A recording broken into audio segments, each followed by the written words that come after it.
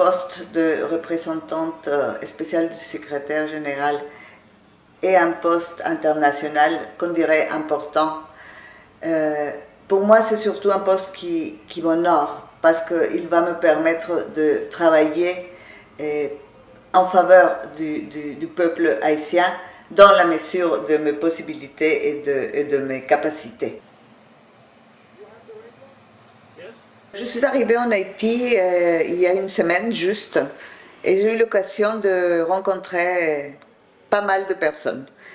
C'est vrai qu'en une semaine, on ne peut pas voir tout, on peut pas voir tout ce qui arrive en Haïti, mais d'après ce que j'ai pu voir et écouter, entendre, il est clair que le peuple haïtien traverse une situation très difficile et très dure.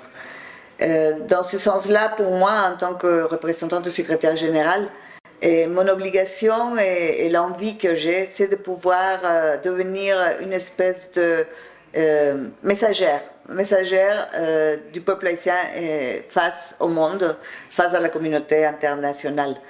Il est clair que le peuple haïtien vit un moment très dur, très difficile, et il faut absolument que le monde écoute le besoin et soit prêt à venir à l'aide.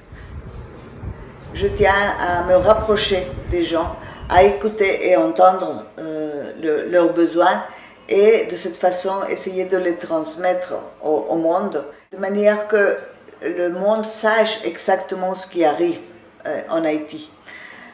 C'est clair que les solutions des problèmes en Haïti, ça dépend des Haïtiens. Ça, il faut absolument être clair.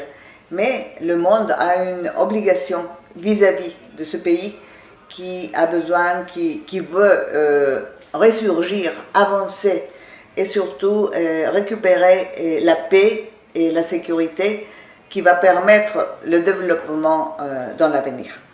Donc, ce qui m'intéresse surtout, c'est comme je disais tout à l'heure, de pouvoir rapprocher les gens et être capable de communiquer au monde ce qui se passe en Haïti. Et donc, je voudrais mettre mon grain de contribution à obtenir ce résultat. Une autre façon de collaborer et de rendre service au peuple haïtien, ce serait d'insister, de continuer à insister vis-à-vis de la communauté internationale pour que le peuple haïtien ait une réponse à leurs demandes.